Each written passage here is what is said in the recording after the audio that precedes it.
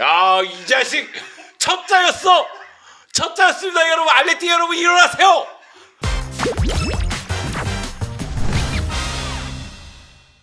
운명의 시계가 점점 돌아가고 있습니다. 이강인 선수가 아틀레티코 마드리드에 입단이 이제 거피셜 Here we go. 옷사진만 올라오면 된다. 야우. 이 역사적인 순간을 앞에 두고 이제 제가 또 3대째 아틀레티코 마드리드 팬이 아니겠습니까? 그래서 이 이적에 대해서 여러 가지 좀 이야기를 나눌 수가 있을 것 같아가지고 역시 또 라리가를 정말 또 오랫동안 봐오셨고 또 아틀레티코 마드리드에서 한 남자를 굉장히 짙게 원하고 있는 바르셀로나의 소영재 소령과 함께 오늘 이강인 선수의 이적에 대해서 한번 이야기를 나눠보도록 하겠습니다. 안녕하십니까? 네, 안녕하세요. 예, 제가 영주 형한테 팔려고 이거 갖고 왔거든요. 아, 근데 1억 5천만 원 너무 비싸고 그만한 가치가 있는지 모르겠어. 5억 유로, 5천만이 아니라 5억 유로, 아니, 5천만 원 그거는- 귀한 짝이지. 그건 바이아웃 금액이고. 아이, 사고 싶으면 뭐 급한 사람들이 돈을 내야지. 근데 아르헨티나 대표팀에서 뛰는 거 보면 야, 이거 사면 안 되겠는데? 바르셀로나에는 슬픈 1억 유로의 전설이 있습니다. 네, 1억 유로 넘어가면은 잘한 걸 본 적이 없어요. 그 중에 한 명이 여기서 왔거든요. 그래가지고 나중에 한 2천만 유로로 다시 우리 쪽으로 올지도 몰라. 네, 여튼 그런 일이 있었죠. 예, 그런 이야기들이 얽혀 있습니다. 그래서 소영재 해설위원과 함께 이강인 선수가 눈앞에 두고 있는 이번 이적에 대해서 그리고 아틀레티코 마드리드에 대해서 아직까지 좀 생소하게 생각을 하시는 분들도 계실 것 같아가지고 저희 PD의 의견으로 좀 전반적으로 클럽에 대한 이야기와 이강인 선수의 이번 이적에 대한 이야기 두루두루 한번 해볼 수 있는 시간들 저희가 준비를 해봤습니다. 매번 느끼지만 방송국 놈들은 믿을 수가 없어. 왜? 근데 이번엔 유튜브 놈들도 믿을 수가 없어. 뭔 주제를 여기서 갑자기 떠오르면서 지금부터 아틀레티코 얘기하면 재밌지 않을까요? 맞아. 나한테 보내준 거 이거하고 달라. 아니 그래서- 무슨 그냥 막 해 그냥. 네, 막 합시다. 그래서 네. 우리도 알아서 편집하겠지. 우리가 편집한 것도 아닌데. 자, 여튼 이강인 선수가 지금 오피셜은 뜨지 않았습니다만 당장이라도 뭐가 나올 것처럼 특히 이제 파브리지오 로마노의 히어위고가 뜨면서 언제든지 오피셜이 뜰 수 있는 그런 상황이 됐는데 대충 한 계약 규모가 애초에 이강인 선수의 이적설이 불거졌을 때는 3천만 유로를 왔다 갔다 하는 네. 그러니까 이제 아틀레티코는 그 아래쪽을 바라고 파리 생제르맹은 그 위쪽을 바라는 그런 값어치가 나오다가 지금은 한 4천만 유로 정도의 이야기가 나오더라고요. 네, 3,500만 유로가 기본급이고 그리고 옵션으로 500만 유로가 합쳐져서 4천만 유로의 계약이 성사될 것이다. 이런 이야기가 나오고 있거든요. 네. 근데 그 금액이 약간 요동치긴 했어요. 그래서 3,500만까지는 가지 않겠느냐. 근데 예상대로 가고 있는 모습이고요. 네. 그리고 파리 생제르맹 입장에서는 약 3년 동안 이강인 선수를 서브로 활용하긴 했지만 굉장히 잘 활용했거든요. 좀 요긴한 로테이션 내지 서브로 활용을 했죠. 네, 근데 마요르카에서 영입할 때가 2,200만 유로의 이적료를 지불했어요. 그러니까 약 2배를 얻어가는 거잖아요. 그렇죠. 그러니까 이강인 선수를 통해서 성적도 내고 그리고 이적료도 나름대로 챙기는 정말 어떻게 본다면은 파리 입장에서는 굉장히 좋은 영입이었다. 남는 장사한 거지 파리 생제르맹이. 그런 생각이 좀 들고 예. 아틀레티코 마드리드 입장에서도 4천만 유로면 전 나쁘지 않다고 생각해요. 왜냐하면 가격이 낮을수록 좋겠지만 그렇지만은 지금 프리미어리그 쪽에 이 미드필더들 이적료 생각하면 와, 이 정도면 해자인데 이런 생각이 들거든요. 인플레이션이 너무 심해. 네, 거의 뭐 8천만 유로 다 이상이니까요. 네. 미드필더들 이적료 생각하면 물론 이강인의 포지션은 다르지만 이강인 선수에게 4천만 유로 정도면 전 나쁘지 않다고 생각합니다. 네. 이적료의 규모로 생각을 해보면은 4천만 유로 정도면 사실 지난 시즌에 영입이 됐던 알렉스 바에나의 4,200만 유로하고 거의 근접한 그런 수준인데 이게 팀 내 기록으로 본다면 어쨌거나 탑 10에 들어가는 그러니까 아틀레티코 마드리드 입장에서도 상당히 좀 신경을 쓰면서 영입을 하는 좀 기대를 하면서 영입을 하는 그런 시장 가치라고 얘기를 해야 되겠습니다. 네, 아틀레티코 마드리드 입장에서는 이강인 선수 영입에 굉장히 공을 들였어요. 이강인 선수 영입설이 이번에 나온 게 아닙니다. 처음이 아니죠. 그 전에도 계속 있었어요. 그러니까 시간을 두고 이강인 선수 영입을 추진했다고 보면 되겠고요. 그리고 지금 이 순간 이강인 선수 영입이 성사된 걸 봤을 때에는 중요한 건 그거예요. 아틀레티코 마드리드 입장에서는 세 가지 측면이 있는데 첫째, 그리즈만이 떠났다. 그 얘기는 공격진의 개편이 이루어질 수밖에 없다. 그래서 그리즈만이 떠나고 이강인 선수가 영입됐다는 건 말 그대로 이강인 선수에게 그리즈만처럼 중심으로 활용할 수 있는 기회를 줄 수 있다는 걸 대변한다고 생각합니다. 그리고 두 번째는 뭐냐면은 지공 상황에서의 득점력이 너무 떨어져요. 결국 아틀레티코 마드리드는 기동력이 뛰어난 선수들은 곳곳에 있거든요. 하지만 실질적으로 상대가 수비 라인을 낮췄을 때, 공간을 안 줬을 때 그걸 풀 수 있는 창의적인 플레이를 하는 선수가 있느냐, 여기에 대해서는 의문보가 따릅니다. 근데 이강인 선수가 오면 그 부분이 해결될 수 있다는 거죠. 여기다가 마지막으로는 이강인 선수가 라리가 무대에서 이미 익숙하기 때문에 팬들도 이 선수가 얼마나 값어치가 있는 선수인지를 잘 알고 있어요. 그렇기 때문에 팬들의 지지를 얻을 수 있다는 측면도 있거든요. 그래서 저는 이강인 선수 영입 자체를 봤을 때는 이거 나쁘지 않다, 좋다. 네. 그리고 라리가 부흥에도 도움이 될 것이다. 소준일만 좋은 일은 아니다. 이런 생각이 들었던 거죠. 나는 아주 좋은 일이긴 하지. 근데 그 그리즈만 선수의 대체자로서 이강인 선수를 영입하는 것인지의 여부에 대해서는 사실 여러 가지 이야기들이 있습니다. 애초에는 그리즈만 선수에 대한 대체자라는 이야기가 있었는데 사실 제 개인적인 생각으로는 두 선수의 스타일이 워낙에 또 다르기 완전히 때문에 달라요. 완전히 다르기 때문에 그리즈만 선수가 하는 그 롤을 이강인에게 변동 없이 그냥 너 이거 지금부터 해라고 하면은 사실 좀 어려울 수도 있겠다라는 그런 생각이 좀 들거든요, 저는. 저는 지금 이 시점에서 시메오네 감독이 어떤 식으로 전술을 구사할지 모르겠고 이강인에게 어떤 룰을 줄지 모르겠어요. 왜냐면은 시메오네 감독이 경직된 전술을 쓰는 감독은 아닙니다. 왜냐면 4-4-2라든가 3-5-2라든가 3-4-3이라든가 나름대로 변화를 주고요. 그 지난 시즌 같은 경우에도 안정적으로 경기 운영을 하지만 승리가 필요한 경기에서 막판에 공격수를 때려 넣는 모습도 있었거든요. 그렇기 때문에 이강인 선수를 어떻게 활용할지에 대한 방법을 찾아낼 거라고 저는 생각을 해요. 그래서 일부에서는 이강인 선수가 오더라도 오른쪽에 아들 시메오네, 왼쪽에 바에나라든가 니코, 경쟁이 너무 뛰어나기 때문에 주전 경쟁도 좀 힘들지 않을까? 이런 의문도 갖고 있는 분들이 있더라고요. 근데 저는 그런 측면이 있는 거예요. 그리즈만이 떠난 다음에 영입되는 공격수는 그만큼의 기대감이 있을 수밖에 없잖아요. 우리 한번 생각해 보세요. 그리즈만이 바르셀로나 떠났을 때 주앙 펠리스 영입할 때 돈 얼마나 썼어? 물론 그게 이제 폭망해서 문제였지만 그만큼의 돈을 쓰면서 우리의 야망은 계속되고 있다. 이걸 보여줄 필요성이 있거든요. 클럽에서는. 그런 측면에서 저는 그리즈만과 이강인의 스타일이 완전히 다르고 이강인은 그리즈만과 다르게 좀 더 한 칸 내려서 플레이를 하게끔 만들 가능성도 있지만 일단은 공격 쪽의 중심 역할은 이강인이 할 가능성이 있다. 네. 그렇게 생각을 하는 거죠. 주전 경쟁 이야기를 하셨습니다만 사실 그 파리 생제르맹이 최근에 챔피언스 리그를 2번 연속해서 먹으면서 클럽의 위상이 굉장히 많이 올라갔고 라리가는 상대적으로 그동안 조금 정체되어 있는, 물론 레알 마드리드가 챔피언스 리그 우승들을 하긴 했습니다만 그런 느낌들이 있다 보니까 좀 더 위상이 높은 큰 클럽에서 조금 익숙하면서도 약간은 아래 클럽으로 내려오는 것이기 때문에 이강인 선수가 무조건 오면은 뭐 주전을 차지할 수 있을 것이다, 이렇게 굳게 믿고 있는 그런 여론들도 제가 좀 봤는데 제 생각에도 이거는 오면은 무조건 주전, 이건 아닌 것 같고요. 이 정도 클럽은 무조건 주전 경쟁을 해야 됩니다. 네, 무조건 경쟁이 있어요. 이강인 선수가 오면 초반에 기회를 많이 받겠죠. 그리고 기회를 살리면 주전으로 가는 겁니다. 근데 그 기회를 못 살리면 이제 문제가 되는 거겠죠. 그러니까 주전 경쟁은 계속해서 이루어져야 된다고 봅니다. 근데 제가 이강인 선수 상황을 좀 말씀드리자면 이강인 선수가 마요르카로 간 건 발렌시아에서 출전 기회를 받지 못했기 때문이에요. 더 많은 경기에 출전하기 위해서 마요르카에 갔습니다. 그리고 마요르카에서 아기레 감독 밑에서 성장을 했죠. 그때는 정말 윙어, 풀백, 미들 다양한 포지션을 소화하면서 무리키하고 좋은 호흡을 보여주면서 말 그대로 라리가를 대표하는 미드필더로 성장을 했고요. 그리고 나서 파리로 간 이유는 우승 트로피 때문에 간 거예요. 마요르카에서는 우승 가능성이 없잖아요. 그렇기 때문에 파리에서 우승하자, 그 야망을 드러내면서 간 거죠. 그리고 나서 챔피언스 리그 2연패에 성공하고 그리고 프랑스 리그왕 3연패에 성공하면서 우승 트로피를 약 9개 정도를 긁어 모았단 말이에요. 문제는 뭐냐면 우승하는 그 상황에서 주축 멤버가 아니야. 그 얘기는 내가 계속해서 선발로 뛰고 있지 않아. 여기에 부딪힌 거예요. 그래서 이강인 선수가 지금 이적하는 건 선발로 뛰면서도 우승할 수 있는 클럽을 찾는 겁니다. 네. 그런데 프리미어 리그로 가면은 이강인 선수 템포 문제가 나올 수가 있어요.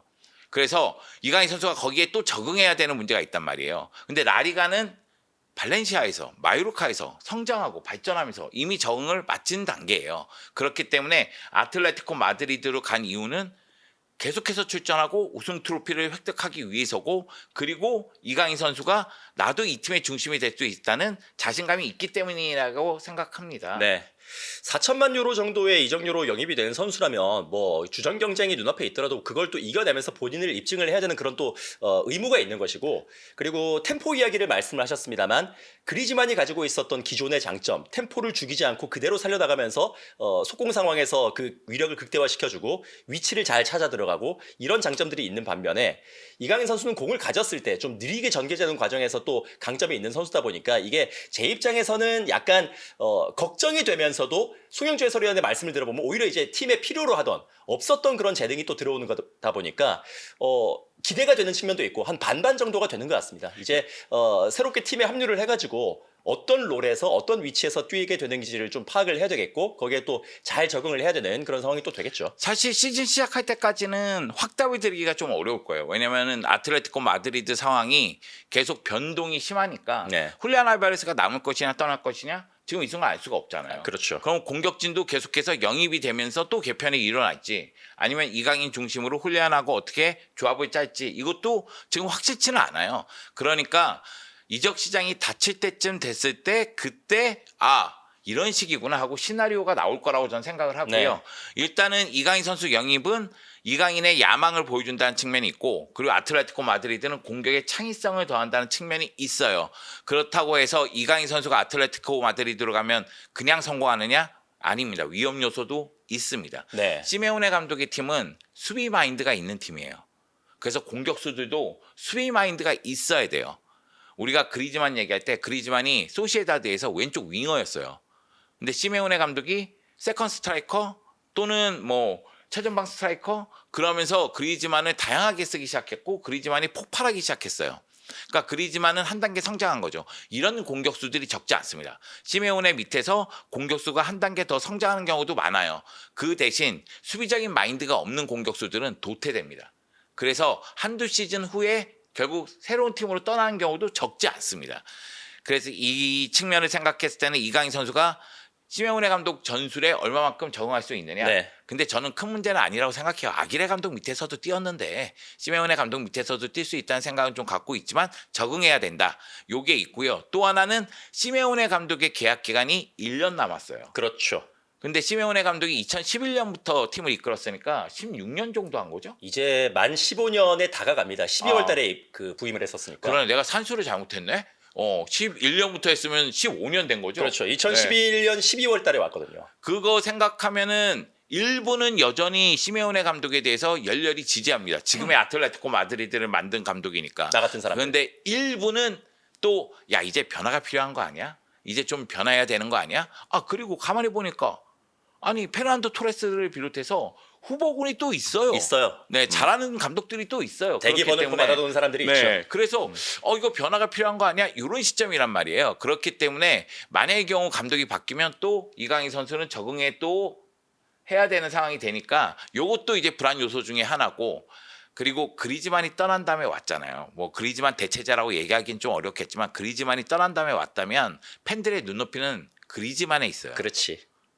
그러니까 이강인을 바라볼 때 너 그리즈만만큼 못해? 그리즈만만큼 해줘. 이게 깔려 있단 말이에요. 그러니까 이강인도 그 부담을 이겨낼 필요성이 있는 거죠. 그러니까 위험 요소가 없는 건 아니에요. 맞아요. 근데 이걸 이겨낼 필요성이 있다는 거죠. 사실 어디 가더라도 이강인 정도 되면은 해야 돼. 이 정도 압박감은 느낄 수밖에 없어요. 그래. 그러니까 그런 것들을 다 이겨내면서 좀 잘 적응을 해주기를 아틀레티코 마드리드 팬들은 좀 기대를 하고 있는 것이고 또 한국의 축구 팬들도 덩달아서 또 그렇게 기대를 하게 될 것 같습니다. 사실 이강인 선수가 그리즈만의 대체자가 될 것이다라는 그런 이야기에 대해서 저희가 한번 말을 해봤습니다만 꼭 그 자리에서만 뛰어야 되는 것은 아니고 사실 이강인 선수는 특히 파리 생제르맹에 가서 여러 가지 포지션을 소화를 할 수 있는 능력들을 루이스 엔리케 감독으로부터 좀 인정을 받았고 진짜 여러 군데에서 뛰었었거든요. 그래서 아틀레티코 마드리드에서도 뛸 수 있는 포지션은 비단 이제 처진 스트라이커뿐만이 아니라 몇 군데가 더 있어요. 네, 제가 생각할 때는 상황에 따라서 오른쪽도 가고 왼쪽도 가고 한 칸 내려오고 여러 가지 포지션에서 뛸 거라고 생각해요. 네. 다만 이제 선발로 뛴다면 어느 위치에서 시작하느냐 네네. 이것을 눈여겨볼 필요성은 있는데 그때는 제가 보기에는 최전방 쪽에서 최전방 스트라이커하고 호흡을 맞출 가능성도 굉장히 높다고 생각을 해요. 예. 왜냐하면은 측면은 기동력이 있는 자원들을 좋아하거든요. 그러면 루크먼과 아들 시메오네가 나올 가능성이 있지 않을까? 그 생각을 좀 갖고 있다 보니까 그러면 전방 쪽에 이제 뭐 훌리안이든 셀로트든 그 파트너로 이강인이 나오지 않을까? 이런 생각은 좀 할 수 있는 거잖아요. 그래서 이강인 선수를 어떻게 쓸지는 좀 봐야 된다. 그리고 이강인 선수가 아마 출전 기회를 좀 많이 받을 가능성이 있다. 사실 저는 아틀레티코 마드리드는 공격수보다는 미드필더들이 더 매력적이라고 생각하거든요. 어떤 선수요? 그러니까 일단 지금 아틀레티코 마드리드에 있는 자원들이 다 매력적이에요. 음. 감독 시메오네, 음. 코치 가비, 가비. 그리고 1년 재계약한 코케. 어. 그리고 현재이자 미래인 바리오스. 왕자님. 네, 요 라인이 네. 되게 멋있다고 생각해요. 예. 그런데 예전에 그 아틀레티코 마드리드가 전성기를 구가할 때는 스트라이커들이 확실한 자원들이 있었거든요. 계보들이 있었죠. 네, 뭐 우리가 생각하는 뭐 인간계 최강 뭐 팔카오도 뛰었었고 아게로도 뛰었었고 포르란도 뛰었었고 디에고 코스타, 그리고 뭐 디에고 코스타, 많지. 페르난도 토레스 예. 엄청난 스타들이 최전방을 책임졌단 말이에요. 최근에는 뭐 다비드 비아, 루이스 수아레스 말할 필요도 없고요. 물론 여기다가 모라타는 얘기하지 않을게요. 네, 여하튼 난 모라타 싫어하지 않아. 아 그래? 난 얘기하지 않았다. 그냥 쓱 한번 넣었을 뿐이야. 그렇기 때문에 이 계보들이 좀 이어져 나갈 필요성은 있다고 생각해요. 물론 이강인이 그런 자원이라는 건 아닌데 이강인이 있으면 그런 선수들이 더 빛날 수가 있으니까. 사실 우리가 그리즈만의 넘버 세븐을 물려받을 것이냐 아니면 정말 훌리안이 떠나고 이강인이 좋아하는 등번호 19번을 물려받을 것이냐 이건 지켜봐야 돼요. 그러네. 이번 호를 다시 이어받을 수 있겠네. 네, 이게 왜 그러냐면은 지금 이 순간 아마 이강인이 마드리드로 가서 메디컬 테스트 받고 공식적인 발표가 나면 이강인은 먼저 들어오고 그리고 나서 아틀레티코 마드리드가 들어올 겁니다. 왜냐면 아틀레티코 마드리드가 한국에서 맨시티하고 평가전을 치르니까 방한을 하죠. 네, 그래서 그 경기가 이강인이 아틀레티코 마드리드 소속으로 뛰는 첫 경기가 될 가능성이 매우 크죠. 여하튼 그걸 떠나서 이런 절차가 있는데 그러다 보면은 등번호는 약간 나중에 발표될 가능성이 있다. 그래서 몇 번을 받을지 모르겠지만 7번을 받는 거는 그만큼의 무게감이 있고 19번을 받는 것도 그만큼의 압박감이 있습니다. 그 의미가 있다. 네, 왜냐면 훌리안이 떠나고 만약에 19번을 받았다? 그럼 훌리안보다 더 잘해줘야 될 거 아니에요. 그렇지. 그러니까 그리즈만이 7번을 받았다? 그러면 중심 역할을 제대로 해야 될 거 아니에요.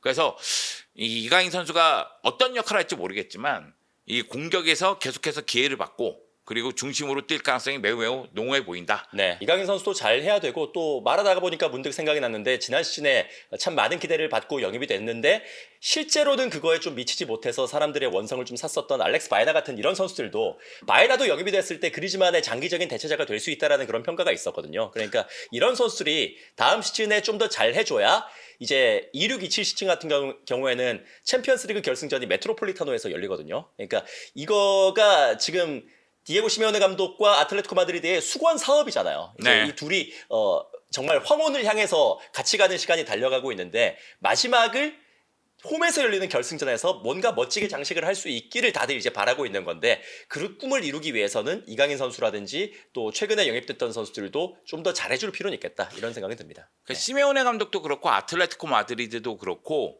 챔피언스리그 우승이 수건이에요. 소원이에요. 바람이에요. 왜냐면은 챔피언스리그 우승 경험이 없거든요. 아틀레티코 마드리드 역사가 지금 120년이 약간 넘었을 텐데 그 가운데에서 라리가에서는 총 11번인가 그러면서 레알 마드리드, 바르셀로나에 이어서 세 번째로 우승이 많잖아요. 네. 그럼에도 불구하고 챔피언스리그 우승 경험은 없습니다. 그리고 시메오네 감독이 2011년부터 지봉 잡으면서 모든 대회에서 우승 트로피를 들어올리면서 쭉쭉 올라갔어요. 문제는 뭐냐면 챔피언스리그 결승 갔을 때 레알한테 발목이 잡히고 말았어요. 그러다 보니까 챔피언스리그 결승전에 2번 갔어도 우승을 못해서 시메오네 감독의 수건이 챔피언스리그 우승이거든요. 그런 측면에서 지난 시즌은 또 아쉽죠. 4강까지 갔는데 결승까지 오르지 못했으니까. 그래서 이번에는 어떻게 해서든 만들어 가자 이런 게 있기 때문에 이강인과 함께 챔피언스리그 우승할지 그것도 지켜봐야 되겠죠. 왜냐하면 이강인 선수가 챔피언스리그 우승 경험이 2차례 있잖아요. 있지. 물론 이제 주축으로 뛰지 못했지만 결승전의 모습을 제대로 드러내지 못했지만 그래도 우승 경험이 있는 선수니까 이런 부분도 매력적으로 다가왔을 가능성이 있죠. 네. 그래서 뭐 여러 가지를 노리고 이번 영입을 몇 년의 노력 끝에 결국은 성사를 시키는 것이 이제 거의 확정적인 그런 상황이라고 얘기를 하면 될 것 같습니다. 저희가 이강인 선수의 영입에 대해서 이런저런 이야기를 해봤는데 아까 저희가 말씀을 드렸던 대로 저희 PD가 급작스럽게 던진 화두가 사실 자기는 아틀레티코 마드리드라는 팀에 대해서 잘 몰랐다. 지금도 잘 모른다. 예전에 뭐 해외에 나갔을 때 기아 로고가 박혀 있었던 그 유니폼 네. 그거 이후에는 시메오네 감독으로 바로 건너뛰기를 해버려가지고 사실 뭐 나 정도 알고 있는 기억을 하고 있는 팬들이 적진 않을 것이다라는 그런 화두를 좀 던졌거든요. 근데 사실은 그때 그 유니폼을 샀어야지. 기아가 마크가 돼 있고 아구에로가 마크가 돼 있었는데. 아구에로는 사실 아틀레티코 마드리드 팬덤에서는 그렇게 인기가 좋지는 않습니다만 그래도. 여튼간에 네. 바르셀로나 갔어요. 근데 탁월한 선택을 했네. 그 와중에. 재테크적인 측면에서 그게 나을 수도 있어. 네. 아틀레티코 마드리드 하면은 이 라리가 팬들 입장에서도 최근에는 조금 무관이 길어지는 거 아니야? 이런 이야기가 있긴 있지만 그래도 명문 중에 명문입니다. 이 라리가에서 세 번째로 우승을 가장 많이 했고요. 그리고 더블을 달성하기도 했었고 네. 여기다가 세군다까지 내려갔다 올라오긴 했거든요. 그 당시가 제가 축구를 처음 볼 때예요. 그때 2000년대죠. 네, 그게. 페르난도 토레스가 등장을 하면서 2002 한일 월드컵 때 승격했을 거예요. 제 기억이 맞으면. 그래서 페르난도 토레스가 승격시키면서 사실은 아틀레티코 마드리드가 예전만큼의 위상을 보여주지 못하고 있었어요. 상위권으로 올라오는데 조금 어려움을 겪는, 중위권보다는 위에 있는데 상위권 경쟁에서는 약간 밀려있는 그 위치에 있었는데 2011년도에 시메오네 감독이 오면서 이야기가 확 바뀌는 거죠. 그렇지. 그리고 4-4-2 바탕으로 해서 공간을 먼저 점유하고 수비 쪽에서 힘을 발휘하되 세트피스 득점력, 역습에 의한 득점력 이거에 의해서 어떻게 보면 스페인도 정복을 했고 그리고 유럽도 정복을 했습니다. 챔피언스리그 우승은 없지만 유로파리그 우승 경험이 있잖아요. 그렇기 때문에 말 그대로 그 당시의 축구의 흐름을 봤을 때는 어떻게 바르셀로나의 이 티키타카를 막느냐 이 파이법에 대해서 많은 팀들이 고민할 때 정확한 해답을 제시한 팀 중에 하나가 시메오네 감독의 아틀레티코 마드리드였어요. 그거 생각해보면 유로 2016 때 참가국들이 좀 확대가 되면서 재미가 없어진 측면도 있습니다만 잘 생각해보면 그때 좀 약한 팀들이 사사기 진짜 많이 썼거든요. 그러니까 뭔가 디에고 시메오네 스타일의 4-4-2가 언더독이 탑독을 잡는 되게 매력적인 대안 중에 하나.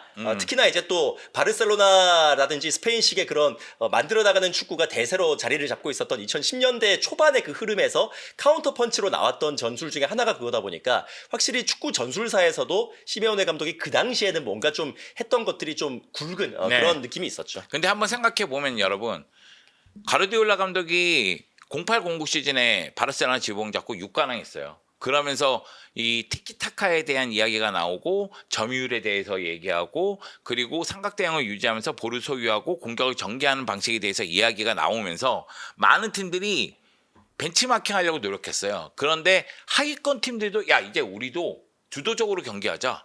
우리가 주도해서 경기의 결과를 가져오는 힘을 보여주자. 다만 선수들의 퀄리티가 안 따라주면 이게 어렵거든요. 그런데 이거에 대한 해답이 한 2년, 3년 뒤에 시메오네가 해답을 준 거예요. 전력이 약할 때는 공간 배분에 가장 적합한 4-4-2를 바탕으로 해서 공간을 먼저 선점하고 들어오면 에어싸서 압박해버리고 그리고 역습을 전개하거나 세트피스에 의해서 골을 넣고 왜냐면 상대가 티키타카 하려면 라인을 올리니 뒤쪽 공간은 훨씬 더 넓다. 그거를 공략할 수 있는 자원들을 갖고 있으면 충분히 더 효과를 볼 수가 있구나. 이런 게 딱 나왔기 때문에 오히려 라리가만 보더라도 그 당시에 약간 상위권 팀들은 4-3-3 내지 4-2-3-1 바탕에 점유율 축구를 많이 했고 하위권 팀들은 4-4-2 바탕에 이제 수비적으로 선수비 후역습 전술을 좀 많이 쓰는 그러면서 좀 갈리는 그런 모습이 있었습니다. 그러다 보니까 최근 본 그 축구 도서 중에 좌파 축구, 우파 축구 뭐 이런 것도 있었어요. 재밌어요. 그거 재밌어요. 네. 그러다 보니까 뭐 능동적으로 임하는 축구, 수동적으로 임하는 축구 이렇게 나누기도 했지만 이거는 생존 방법이에요. 그렇죠. 뭐가 옳다 그르다의 문제는 아니에요. 그러니까 우승을 논하는 팀의 전술을 파괴하기 위해서 내가 만든 그 전술이 어떻게 보면 시메오네 감독의 그 4-4-2 바탕의 전술이었고 그건 충분히 효과를 봤다. 만약의 경우 챔피언스리그 우승했다? 그러면 더욱더 높은 평가를 받았을 겁니다. 네. 다만 이제 축구에 만약이란 건 없다 보니까 물론 저도 아까 화장실에 잠깐 갔다가 여기 오기 전에 그 생각은 했었거든요. 우리가 두 번 올라갔었던 그 챔피언스리그 결승 두 번 중에서 한 번이라도 우승을 했으면 과연 그리즈만이 그때 바르셀로나로 갔을까? 그럼 난 그런 안 갔지. 생각을 안 갔을 것 같다라는 그런 생각이 드는 거야. 이거 당연한 얘기지만 챔피언스리그 결승전에서 바르셀로나하고 아스날이 붙은 적 있어요. 그 경기에서 2006년? 아스날이 이겼다고 치면 앙리가 바르셀로나로 갔을까? 안 갔습니다. 그렇지. 그런 그러니까 것들이 있는 거지. 네, 챔피언스리그 우승하려고 간 거예요. 지단이 유벤투스에서 레알로 갔을까? 안 갔을 거라고 봐요. 왜냐하면 유벤투스가 결승전에 계속 올라갔는데 뭐 그 전에 우승하긴 했지만 그때는 지단이 없을 때고 지단이 있을 때는 우승을 못했거든요. 근데 그 부분을 페레스 회장이 잘 건드렸어요. 왜냐하면 지단은 월드컵 우승도 있고 유로 우승도 있는데 챔피언스리그 우승이 없네? 근데 그걸 싹 긁었단 말이에요. 야 여기 피고 있으니까 일로 올래? 막 이러면서. 야 내가 진짜 말레띠도 있고 막 이강인 축하해 어서 와 웰컴 그러고 우리는 있는데 역사를 얘기를 하는 거니까 지금. 여기서 피구 얘기를 한단 아. 말이오. 네 여하튼 이강인 선수 기대됩니다. 네. 정신 차리세요. 네. 강펀치를 맞았네. 우리가 원투 펀치잖아. 이거 한번 날리는 거지 이렇게. 네. 예. 어, 자, 여튼 이렇게 이강인 선수의 이적을 앞두고 여러 가지 좀 기대가 되는 상황들이 많이 펼쳐지고 있습니다. 저희가 이게 업로드가 될 때쯤에 오피셜이 뜰지 아니면 조금 더 바브에 뜸을 들이듯이 조금 더 시간이 걸릴지는 잘 모르겠습니다만 어쨌거나 이렇게 새로운 도전을 눈앞에 두고 있는 만큼 와가지고 이강인 선수가 잘 해주고 그리고 아틀레티코 마드리드 그리고 본인의 새로운 시즌 좀 성공적인 시즌을 잘 마쳤으면 좋겠습니다. 유니폼은 언제 될 거예요? 이거에 97-98 시즌이에요. 이야 진짜 오래된 거다. 97-98 시즌 이렇게 네. 예 주닝요 파울리스타 그 아틀레티코 마드리드가 몇 년 뒤에 강등당해요. 강등 당하지. 그리고 주닝요 선수 같은 경우에도 그러니까 우리가 흔히 알고 있는 리옹의 그 주닝요 말고 미들스브로에서 뛰었었고 미들스브로. 예, 그리고 좀 더 예전에 브라질에서 국가대표에 썼던 주닝요 파울리스타 선수인데 이 선수가 되게 단신인데 테크니션이었었고 엄청 기대를 많이 받았어요. 그래서 크리스티안 비엘이랑 같이 그 당시에 아틀레티코 마드리드 공격을 좀 이끌었었는데 나중에 레알 마드리드로 이적을 하는 미첼 살가도의 백태클에 당해가지고 그때 여기가 나갔습니다. 그래가지고 본인 전성기가 꺾이면서 98 월드컵에도 이제 좀 영향을 받고 못 나가고 좀 아틀레티코 마드리드 팬들에게는 되게 아까운 아픈 손가락 같은 그런 선수인데 이 선수 이름이 좀 저랑 비슷하잖아요. 그래가지고 소준일, 네, 그래서 준인유. 그래서 이제 여기 네. 뒤에를 L하고 S만 바꾸면 이제 준일소가 되기 때문에 요걸 샀습니다 제가. 네, 말도 안 되는 얘기를. 또. 근데 주니뉴는 뭐 미드즈프로 팬들이 워낙에 사랑하고 좋아하잖아요. 또 아틀레티코 마드리드 팬들도 좋아하는 예. 그런 선수니까요. 진짜 주니뉴 유니폼은 진짜 오랜만에 본다. 잘 샀지. 네. 이런 거 보기 힘들어요. 근데 잘 샀습니다. 요때도 전성기였어요. 왜냐면 아틀레티코 마드리드가 강등 당할 때도 그때도 우승 후보라는 얘기를 들었는데 강등을 당한 거예요. 그래서 굉장히 충격적인 시즌을 기억이 됩니다. 그리고 요때에도 공격수들이 아까 전에 비에리 얘기도 했지만 핫셀바잉크도 있고 네. 공격수들이 어마무시했어요. 좋은 선수들이 그 즈음에 꽤 있었어요. 뭐 산티아고 솔라리 그다음에 뭐 또 누구 있었냐? 뭐 루벤 바라하 또 후안 발레론 이런 선수들도 다 있었기 때문에 반사 효과를 데포르티보가 많이 봤어요. 네. 그러니까 여기가 강등 당하면서 그 선수들이 은근히 데포르티보 뭐 발렌시아 이런 팀으로 많이 가다 보니까 요 팀이 강등 당하고 나서 2000년대 초반에 빅4였잖아요. 그러니까 레알, 바르셀로나, 데포르티보, 발렌시아였잖아요. 여기서 데포르티보, 발렌시아는 여기서 선수들이 간 거예요. 조금 같이 그런 영향이 있었죠. 내가 이거를 스페인 언론이랑은 인터뷰를 했어요. 그건 했는데 여기서 이제 직접 밝히자면은 일단 시메오네 감독이 와가지고 우승을 했던 13-14 시즌 때는 제가 팬은 아니었습니다. 그때 라리가 중계 방송을 하고는 있었는데 팬은 아니었고 다만 제가 좀 홍대병이 있다 보니까 레알이나 바르셀로나보다는 좀 다른 팀들을 응원을 하고 싶은 거야. 그래서 그때 호감이 갔던 팀들이 뭐 아틀레티코라든지 발렌시아라든지 뭐 이런 팀들이었어요. 뭐 세비야라든지 이런 팀들이었는데 15-16 시즌에 챔피언스리그 그 16강인가 그 승부차기를 갔어요. PSV랑 같이 7대7 상황에서 시메오네 감독이 항상 하는 거 있잖아요. 막 갑자기 와 이러면서 팬들한테 뭐 더 소리 홍해달라. 질러라 막 이러면서 근데 그거를 보고 팬들이 갑자기 그 비센테 칼데론이 엄청 시끄러워지는 거야. 그거를 또 카메라로 이렇게 쫙 잡아주더라고요. 그러면서 파리 생제르맹이네. PSV의 8번 키커가 실축을 합니다. 실축을 하고 마지막에 필리페 루이스가 나와가지고 그걸 성공을 시키면서 우리가 이기면서 끝이 나요. 근데 그 분위기가 너무 이게 말이 안 되는 거야. 그래서 야 저거다. 저런 열정이 나는 좋았구나 하면서 그때부터 아이씨. 야, 이 자식 첩자였어.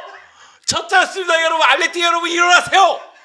여기서 왜 레알이 나오는 거야? 레알 마드리드를 대신할 수 있는 아틀레티코 마드리드를 응원을 해야겠다. 그때부터 레알이 싫어졌다. 근데 레알이 싫어졌다라기보다는 그때 그래도 우리 집에 레알 마드리드 유니폼도 하나 있어. 아, 라모스 유니폼 하나 있거든요. 저도 하나 있어요. 비니지우스 유니폼 사인 받은 거. 예, 여튼 그래서 그때부터 아틀레티코 마드리드에 대한 좀 애정 같은 것들이 좀 생기다가 사실 그런 게 있었어요. 중계 방송을 하면서 응원팀을 밝힌다라는 게 아우, 예전에는 우리 때는 말도 안 되는 말도 거였어. 안 되는 얘기였어요. 그래서 이거는 진짜로 금기시되는 불과 한 10년 전만 하더라도 되게 좀 위험한 그런 행동이었기 때문에 지금이야 많은 분들이 저 꿀의 형, 뭐 꿀의 놓친네, 꿀의 꼰대 이렇게 해서 호응을 좀 해주죠. 한 10년, 15년 전쯤에는 저 새끼 죽여라 그러면서 댓글에 이 자식 꿀애네 가지고 레알 팬들이 우르르 몰려가지고 꿀인지 알았다. 어쩐지 편파 해설하더라. 너 이 자식, 너 바르셀로나에 살다 왔냐? 막 그러면서 그러면 뭐 아틀레티코 마드리드 팬들도 또 와가지고 저도 봤습니다. 막 이러면서 그랬던 적이 있습니다. 네, 그랬던 시대가 있었는데 이제 좀 시대가 바뀌었잖아요. 본인 응원팀을 얘기를 하면서도 뭐 업에 지장을 주지 않는 선에서 이제 본인 스스로만 그렇게 좋아하고 끝나는 그런 정도면은 다들 용인을 해주시기 때문에 그래도 저도 한 아틀레티코 마드리드에 대해서 애정을 처음으로 밝혔던 것도 예전에 원투펀치에서 처음으로 밝혔을 거예요. 그게 2018년쯤이었던 걸로 제가 기억을 하는데 그 즈음부터는 그냥 드러내놓고 얘기를 하고 있습니다. 저한테 스페인 친구들이 DM이 엄청 왔어요. 그래서 되게 기대되는 영입이다. 뭐 너는 어떻게 생각해? 하면서 지금 저한테 DM 온 것만 거의 한 20통 정도 되거든요. 아직까지 답장을 다 못했는데 그 정도로 좀 반응들은 좋습니다. 그리고 특히나 이번에 우리가 월드컵을 폭망을 했지만은 조별리그 3경기 거치면서 특히 체코전에서 이강인 선수가 되게 잘했잖아요. 그거를 스페인에서 마르카에서 되게 높게 평가를 해가지고 이적설이 또 있을 때니까. 조별리그를 이제 끝나고 나서 이 대회 마르카 선정 베스트 11 그래갖고 이제 뭐 퍼스트 11과 뭐 세컨드 11 이런 식으로 해가지고 이제 그걸 냈는데 이강인 선수가 퍼스트 11에 들어간 거예요. 이게 아틀레티코 마드리드 팬들에게는 자국의 이제 유명한 언론에서 이렇게 이제 자기들과 링크가 떠 있는 선수에 대해서 좋게 평가를 해주고 이제 조명을 해주니까 이거 링크를 저한테 보내주면서 야 마르카에서 니네 나라 선수 이렇게 좋게 평가하던데 이강인 어떤 선수야 하면서 물어보는 사람들도 있었고 되게 좀 기대들이 큽니다 사실. 네. 사실 지금 월드컵 보면은 알마다가 아르헨티나 대표팀 선발로 나오고요. 그리고 바에나가 스페인 대표팀 선발로 나와요. 붙박이에요. 네, 그리고 뭐 이강인은 당연히 우리나라 대표팀 선발이었죠. 그런데 알마다는 리베르 플라테하고 연결이 되고 있고 아마 정리할 가능성이 크고 바에나도 사실 지난 시즌 기대만큼 했다고 보기 어렵거든요. 잘해야 돼요. 네. 그런데 이번 월드컵을 계기로 그런 선수들이 또 살아날 수도 있는 거니까. 실제로 공격 포인트 뭐 골도 기록하고 어시스트도 네. 기록하고 했으니까. 그리고 이강인 선수도 이번 월드컵을 통해서 물론 우리나라 대표팀의 성적은 안 좋았지만은 이강인 선수에 대한 값어치는 다시 한번 확인하는 계기가 됐기 때문에 스페인 내에서도 분위기가 나쁘진 않습니다. 맞아요. 예. 그리고 솔직하게 얘기해서 이강인 선수가 성장한 걸 다 봤어. 그러니까 마요르카 경기를 다 봤단 말이야. 기억하는 사람들이 있어요. 또 아틀레티코 마드리드 상대로 그 왼쪽에서 흔들면서 수비진을 파괴했던 경기도 있었다 보니까 그때를 기억하는 사람들이 여전히 있습니다. 그러니까 당연히 내가 응원하는 팀에 한국 선수가 온다라는 것은 엄청나게 반길 만한 일이고 또 좋은 일이죠. 왜냐하면은 사실 한국에서 라리가 팬덤 되게 작거든요. 옛날에 뭐 메날두 시대에야 뭐 메시 팬덤과 호날두 팬덤이 있으니까 레알 마드리드와 바르셀로나 팬덤이 좀 커졌던 때도 있지만 이들이 떠나고 나서 한국은 어쨌거나 프리미어리그가 강세인 나라고 바르셀로나와 레알 마드리드조차도 사실 프리미어리그에 제 생각에는 한 중위권 클럽들의 팬덤 크기보다 작을 거예요. 한국에서는. 근데 아틀레티코 마드리드야 당연히 그 아래쪽에 있던 위상의 클럽이었으니까 거의 팬덤이 한국에선 없었죠. 근데 이런 팬덤을 다시 좀 키워볼 수 있는 좀 위쪽으로 꺼내놓을 수 있는 그런 계기가 되다 보니까 좀 뿌듯하기도 하고 기분도 좋은데 그거하고 반면에 이제 한국 선수들이 오면은 또 너무 많은 관심들이 쏟아지다 보니까 좀 걱정되는 것들도 있어요. 예를 들어서 이강인 선수가 몇 경기 동안 못 나왔어. 벤치에서 출발을 했어. 그러면 나는 이제 머릿속에 그려지는 미래가 있어요. 음. 디에고 시메오네 드디어 노망난다. 또 이강인 벤치. 나 이거 헤드라인에 올라올 것 같거든. 시메오네 끝물이 보인다. 이강인 또다시 제외. 올라와야지. 그러니까 써야지. 나는 그럴 것 같은 미래가 약간 좀 그려져. 그렇기 때문에 야 이게 관심이 긍정적인 부분으로 좀 많이 오겠지만은 좀 이게 지나치다 보면은 흘러 넘칠 수도 있겠구나. 그런 것들을 내가 좀 감당할 수 있을까? 좀 작은 팬덤에 안주해 있던 오랜 기간 동안 안주해 있던 사람은 나작 뭐 이런 것들을 다 갖고 있잖아요. 이게 나작 꼬였는데 나만의 작은 꼬마가 너무 커져버리면은 이게 좀 어떻게 될지 서로 저는 사실 쉽게 예측은 안 되고 그래서 좋은 게 훨씬 더 크지만은 걱정되는 것도 좀 만만치 않게 크다. 근데 사실 저도 라리가 팬이잖아요. 그 라리가 팬으로서 이야기를 드리고 싶은 거는 이강인 선수가 정말 잘했으면 좋겠어요. 왜냐면은 라리가에서 성공한 선수 따지면 이강인밖에 없어요. 없지. 그러니까 마요르카의 이강인 딱 한 명밖에 없어요. 왜냐면은 이천수로 시작해서 뭐 이호진이라든가 박주영이라든가 뭐 기성용도 마요르카에 잠깐 있었는데 김영규 같은 선수도 네. 있었고 그런 다 성공했다고 보기 네. 어려워요. 백승호도 잠깐 나오고 그랬었는데 김민수는 아직까지 네. 2부이고 그런 측면에서 봤을 때는 뭐 이승우라든가 뭐 백승호라든가 그 어린 선수들이 이제 성장할 때는 굉장히 기대감이 컸는데 기대만큼 큰 건 아니잖아요. 그러니까 라리가에서 막 중심으로 활약할 정도는 큰 건 아니니까 물론 이제 백승호 선수는 또 다른 무대에서 도전하고 있고 이승우 선수도 전북에서 잘해주고는 있지만 그런 측면에서 아쉬움이 있기 때문에 이강인 선수가 보여줘야 돼요. 왜냐하면은 프리미어리그에서 한국 선수들이 두각을 나타낸 건 박지성이라는 존재가 있기 때문이에요. 분데스리가 클럽들이 한국 선수들을 눈여겨본 건 구자철이라는 존재가 있었기 때문이거든요. 근데 그런 측면에서 봤을 때는 좋은 선수가 나타나야지 그 다음에도 후배들이 그 길을 갈 수가 있거든요. 이 라리가 같은 경우에는 난 이유 문제가 있기 때문에 더욱더 어렵습니다. 네. 그러면 더욱더 경쟁력을 보여줘야 돼요. 그런 측면에서는 이강인 선수가 보여줌으로 인해서 후배들도 라리가에 좀 도전하는 모습이 나왔으면 좋겠다. 네. 그런 생각이 들더라고요. 예. 근데 지금 프리미어리그 강사가 너무 세기 때문에 그 프리미어리그를 이긴다고 보긴 좀 어렵고요. 제가 최근에 챔피언스 임팩트 가서 봤을 때 리버풀 팬들이 진짜 많더라고요. 저는 그 바르셀로나 선수들 면면을 봤을 때 명성을 봤을 때 바르셀로나 팬들이 조금 더 많지 않겠느냐 그런데 리버풀 팬들이 진짜 많았습니다. 물론 이제 제라드라는 선수의 그 무게감이 있기 때문이기도 하겠지만 여하튼 그런 거 보면서 역시 이제 프리미어리그 인기가 진짜 많구나. OGFC 봤을 때도 느꼈었거든요. 맞아? 예.